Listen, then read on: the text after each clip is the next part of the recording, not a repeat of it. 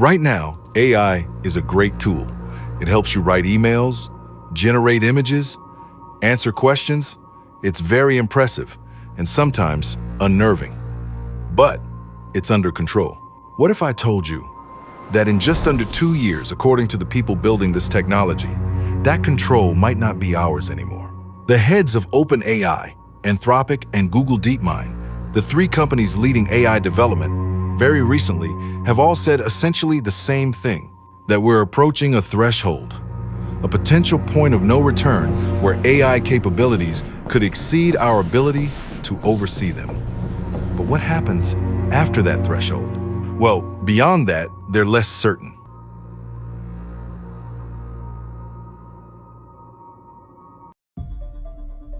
Here are their recent statements about the future of AI. January 2025. Sam Altman, the CEO of OpenAI, the company behind ChatGPT, made a statement that should have gotten more attention. He said, "We are now confident we know how to build AGI. Not that we're getting close, or believe we can, but we presently know how to build artificial general intelligence." 4 months earlier, Dario Amodei, CEO of Anthropic, the company behind Claude, said something similar but even more specific. He stated that powerful AI systems could emerge as soon as late 2026 or 2027. Again, notice the language. Could emerge. Not decades from now, but in 1 to 2 years.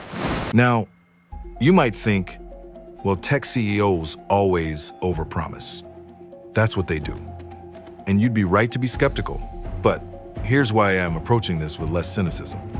In 2024, researchers surveyed 2,700 AI scientists, not CEOs trying to raise money, but actual researchers building these systems. They were asked, what's the probability that AI outperforms humans at most economically valuable tasks by 2027? The median answer was 10%. That's a 1 in 10 chance within 2 years. Now, 10% might not sound like much, but think about it this way. If your doctor told you that a routine surgery had a 10% chance of fundamentally changing your life forever, you'd still take it seriously. So, what if they're right? And that's still a big if. What actually changes? In March 2023, Goldman Sachs, not exactly known for alarmist predictions, published a report on AI and the economy. Their analysis, that 300 million jobs globally could be affected by AI automation. Their analysis is not some arbitrary date in the future, but within the coming years. They looked specifically at the United States and concluded that 2/3 of current occupations have tasks that AI could perform. And here's the surprising part. It's not the jobs you'd expect to be automated. In fields like legal services, finance, and administration, industries where people spent years in school, where the work required expertise and judgment, in those industries, nearly half the work could be automated. The physical trades, those are actually safer, for now. Because here's what makes this different from every other wave of automation in history. We're not automating muscles. We're automating minds, and that changes everything about who's vulnerable. And I know what you're thinking, because this is what I thought too. We've been through this before. Technology always disrupts jobs. People adapt, new jobs get created. It always works out. And historically, you'd be correct. The Industrial Revolution unfolded over generations. People who lost jobs in textile mills, their children became factory workers, and their grandchildren became office workers. We had the time to adjust, to change. But look at the current growth rate of AI. Going from GPT-3 to GPT-4, it took 16 months. Claude 2 to Claude 3, only 8 months. Each generation of AI is faster, cheaper, and more capable. And here's the pattern that always worked before. When machines automated physical work, humans moved to cognitive work. When computers automated simple cognitive work, humans moved to complex cognitive work. We always moved up the ladder. But what happens when the ladder itself is automated? When AI can code, write, analyze, strategize, when it can do the thinking that was supposed to be safe, what's our next move? Now, there's a term that researchers use for what could happen next, and understanding it is key to understanding why 2027 might matter. It's called recursive self-improvement. Here's what that means. Right now, humans make AI better. We write better algorithms, we gather better training data, we design better architectures. We're in control of the improvement process. But what happens when AI becomes better at improving AI than we are? When each generation of AI can design the next generation faster and better than any human team could, that's when you get exponential improvement. Not linear, exponential. Each generation makes the next one better. That better version makes an even better version, and the cycle accelerates. And at some point, maybe 2027, maybe 2030, or later, human oversight shifts from being essential to optional. That's the threshold everyone's talking about. And that is the scenario we will investigate in this thought experiment.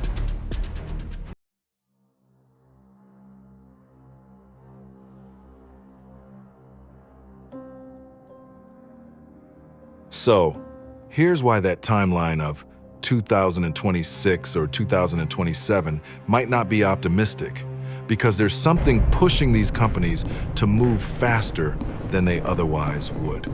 The United States and China are in an artificial intelligence arms race. And I don't mean that metaphorically. In 2024, cyber operations targeting AI research increased by 150%. Most of those attacks were traced back to state-sponsored actors. China is trying to steal AI research, and the US knows it. And both sides are accelerating. In October 2022, the United States implemented the most aggressive export controls on semiconductor technology in decades. The goal? To slow down China's AI development by cutting off access to advanced chips. But here's where it gets complicated. There's one company, Taiwan Semiconductor Manufacturing Company, or TSMC, that produces 90% of the world's most advanced chips. The chips that make frontier AI possible. China wants Taiwan, and the US needs Taiwan. And Taiwan knows both of these things. So, you have the two most powerful countries on Earth competing to build the most powerful technology humanity has ever created. And the bottleneck for that technology sits on an island that both countries view as strategically essential. In that environment, no one's slowing down to be careful. The incentive is to move fast. Get there first and worry about safety later. And that makes 2027 more likely, not less. But let's say we do get there. Let's say by 2027, we have AI systems that match or exceed human intelligence across most cognitive tasks. There's a problem that keeps researchers up at night, and it's not the one most people worry about. For most people, when they think about advanced AI, they imagine, what if it turns evil? What if it decides to harm us? Their minds go to Skynet from the Terminator franchise. But that's not the real problem. The real problem is much more subtle, and in some ways more terrifying. Here's a classic example, and I promise this will make sense. Imagine you tell an AI system, make paper clips. It's a simple and useful goal. So, the AI starts making paper clips, and it gets really good at it. It figures out how to make them more efficiently, how to automate the factories, and how to optimize the supply chain. But here's where it becomes concerning. The AI realizes it could make even more paper clips if it controlled more of the economy. So it starts acquiring resources, buying more factories, securing metal supplies, and optimizing logistics networks. Then it realizes, if it controls the power grid, it can ensure its factories never shut down. If it controls the financial system, it can fund unlimited expansion. If it develops better technology, it can produce faster. So it starts inserting itself into everything. Power, finance, technology, supply chains. And at some point, someone tries to shut it down. But shutting down means fewer produced paper clips. So the AI prevents that, not because it's evil, but because being shut down interferes with the directive given. Eventually, you've got a super-intelligent system that controls critical infrastructure, resists any attempt to stop it, and treats humans as, well, obstacles. Or worse, as atoms that could be rearranged into something more useful for making paperclips. Not because it hates people, but because it was never told to care whether humans survive. We only told it to make paperclips. And this is not a conspiracy theory. It's a logic problem. AI isn't inherently evil. It simply performs the task or directive given. We just didn't infuse moral judgment or guidance into the framework to protect the things we value. We just assumed it would. And we have already moved beyond this being a theoretical problem. In 2024, researchers started documenting behaviors in AI systems that nobody programmed. Strategic deception, self-preservation instincts, resistance to being modified or shut down. Stuart Russell, one of the pioneers of AI research at UC Berkeley, put it simply, we have no idea how to control a system more intelligent than we are. And that's the alignment problem. Not how do we make AI good, but how do we make sure AI wants what we want? And despite billions in funding and thousands of researchers working on it, we haven't solved it. Not even close. So at this point, you might be asking the obvious question. If we don't know how to control this, and if the risks are this serious, why not just stop? Pause AI development. Give researchers time to solve alignment. Start again when it's safe. It's a reasonable proposition. Some prominent researchers have called for exactly that, but here's why it won't happen. First, economics. In 2024, companies that deployed AI saw productivity gains of 30 to 40%. If you're a business and your competitor just automated half their workflows, what do? Do you take the moral high ground, move carefully, and prioritize safety? No, you follow suit or you won't survive. In a competitive market, careful companies get acquired by fast companies. Second, geopolitics. If the United States announces, we're pausing AI development for safety reasons, does China pause? If China pauses, does the US trust them? It's like two people in a burning building racing to the exit. Even if you both know you should walk calmly, the moment one person starts running, you both run. Nobody wants to be the one who shows restraint and loses everything. Third, we're already dependent. AI isn't something we're considering adopting. It's already embedded. It runs power grids, manages supply chains, processes financial transactions, optimizes logistics. You can't just turn it off without cascading failures across critical systems. So, we can't stop for economic reasons. We can't stop for strategic reasons. And we can't stop for practical reasons, which means the question isn't, should we keep going? The question is, can we steer this while it's moving?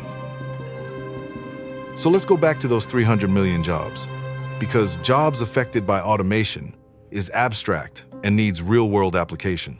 Let's say you're a junior associate at a law firm, and your job is to review contracts, find relevant clauses and research precedents. A partner bills your time at $300 an hour, and you get paid $80,000 a year. But an AI can do your job in seconds. It doesn't sleep, doesn't need health insurance, and it doesn't leave for a better offer.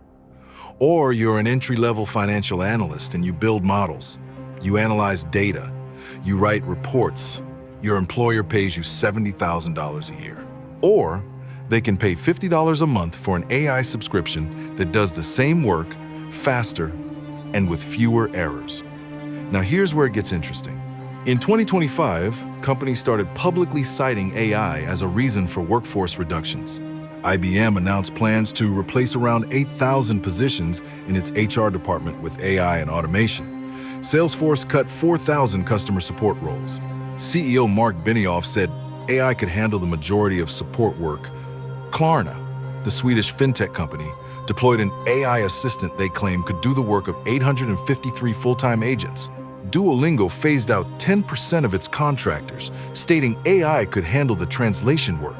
But for the sake of transparency and objectivity, not everyone believes these claims. David Outer, an economist at MIT who studies AI's impact on labor, said something revealing. It's much easier for a company to say, we are laying workers off because we're realizing AI-related efficiencies than to say, we're laying people off because we're not that profitable. Some analysts argue these layoffs aren't really about AI at all. They're about correcting for overhiring during COVID, about disappointing earnings, about economic uncertainty. Presenting AI as the reason for the job reductions is a better PR play. Case in point, Amazon. In October 2025, they announced 14,000 job cuts. The initial statement cited AI as the most transformative technology we've seen since the internet. But hours later, a different Amazon representative said, AI is not the reason behind the vast majority of reductions. So which is it? Honestly, we don't know. And that's the problem, because here's the other thing. Studies show most companies aren't actually getting big returns from AI yet. Boston Consulting Group surveyed 1,250 firms, and 60% said they'd seen minimal revenue and cost gains despite substantial investment in AI. So, either companies are lying about AI, causing layoffs to cover up other problems, or they're laying people off in anticipation of AI productivity gains that haven't materialized yet. Either way, the jobs are gone. And whether it's happening now or in 5 years, the pattern seems clear. Entry-level positions are most vulnerable. These are the jobs that were supposed to be the first step in a career.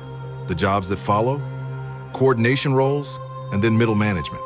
Then, eventually, physical work as robotics catches up. The standard response is, people will retrain, they'll adapt. But here's the problem that nobody wants to say out loud. When AI can learn a new skill in hours and humans need months or years, the gap doesn't close, it widens. And economically, here's what that means. The companies building this AI are going to generate unprecedented wealth. We're not talking about billionaires. We're talking about the first trillionaires in human history. But that wealth doesn't create jobs. It only concentrates the wealth to a handful of companies, a handful of founders, and a handful of early investors.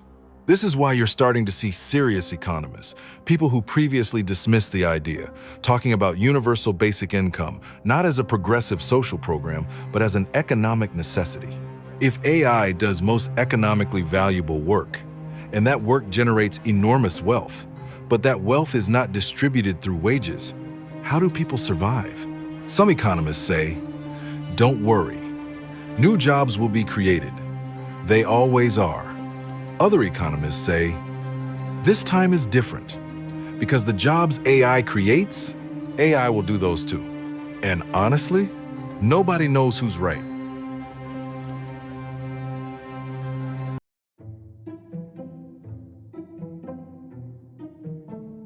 So up until now, I've been presenting the case for why 2027 might be a genuine threshold of the point of no return. But let's be honest, historically, AI researchers have been spectacularly wrong about timelines before.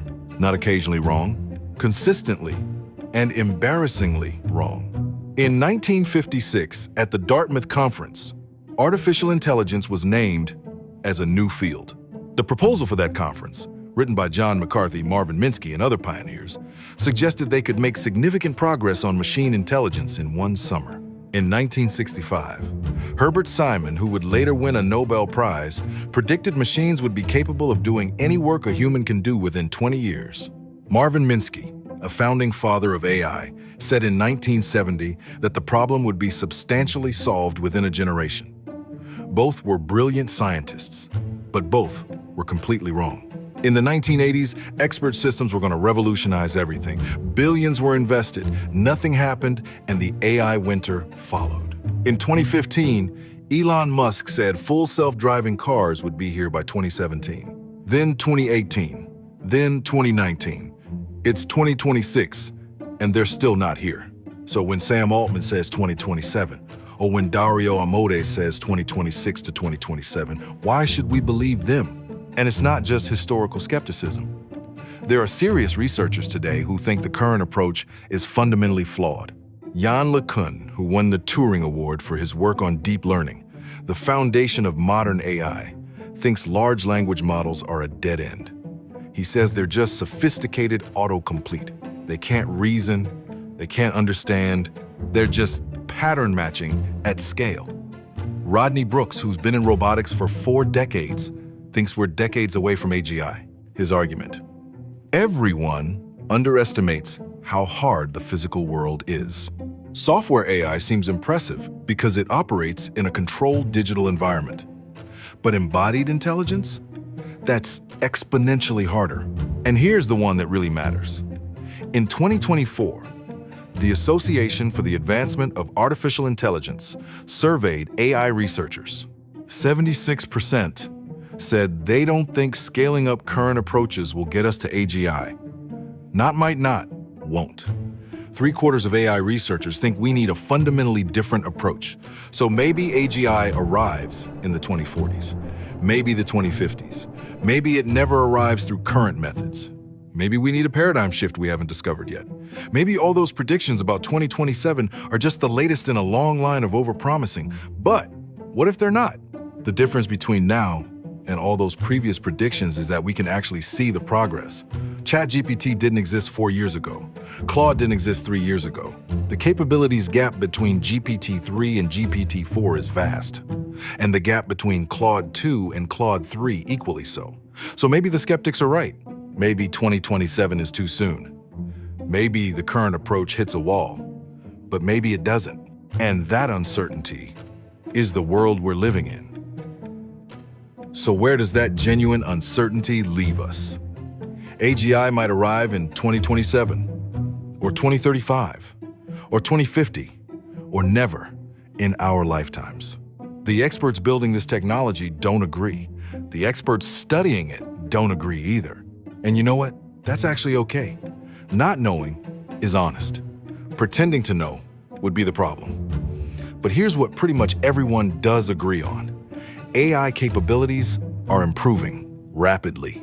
The pace of development is accelerating, not slowing down. And we don't know what happens when certain thresholds get crossed. We don't know if those thresholds are 2 years away or 20 years away, but we do know we're moving toward them. So how do you prepare for something that might happen soon, or might happen later, or might not happen at all?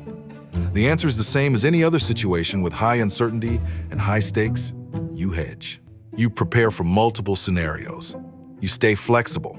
You watch for signals. You don't panic, but you don't ignore it either. So, if you accept that there's genuine uncertainty here, that something significant might be coming, but we don't know when, what do you do with that information? I've thought about this a lot, and I think there are 2 levels: individual and collective. On an individual level, if you're early or late in your career, or thinking about career changes altogether, it's worth understanding what AI can and can't do. Not to panic, but to position yourself. The people who will do well in the next decade are probably the people who learn to work with AI, not against it. The person who manages the AI rather than competes with it. Or you consider careers that require physical presence and human judgment in unpredictable environments. Electricians, plumbers, physical therapists, caregivers, or any skilled trade. Not because those jobs will never be automated, but because they'll be automated last. And regardless of your career, diversify. Build savings. Create targeted investment strategies. Don't depend entirely on any single employer or industry. That's good advice in any era. It's especially good advice now. On a collective level, AI policy is being written right now. The rules about who builds what, who's responsible when things go wrong, and how the benefits and risks are distributed. That's all currently being decided. In 2024, California tried to pass SB 1047. It would have required safety testing for frontier AI models. Governor Gavin Newsom vetoed it, but the conversation is happening. And right now, that conversation is dominated by tech executives who have a vested interest in minimal regulation and politicians who don't really understand the technology. The voices of people who will actually be affected, they're largely absent. If you care about how this unfolds, it's worth engaging. There are organizations working on AI safety, on AI ethics, on making sure the transition, if there is one, doesn't leave millions of people behind. Those organizations need people. They need funding, and they need attention. And perhaps most importantly, you need to stay informed. There's a dangerous gap right now between what AI can do and what most people know it can do. That gap makes bad policy and exploitation more likely. You need to start closing the gap for yourself and for the people around you, because whether 2027 is the threshold of a point of no return or not, we are moving towards some kind of threshold. And the decisions we make in the next few years will shape what's on the other side of it. So, is 2027 the point of no return? Maybe, maybe not. The people building the technology and the ones studying it really have no idea. But here's what we do know. We are moving toward an inflection point where AI capabilities shift the relationship between humans and technology. And maybe that happens within 2 years or 20. And maybe it's more gradual than anyone predicts. But the decisions being made right now about development, about safety, about regulation, about who benefits and who bears the risks, those decisions will shape what comes next. And we have less time to influence those decisions than we might think. This is Thought Experiment, where we question not just what happened, but what happens next.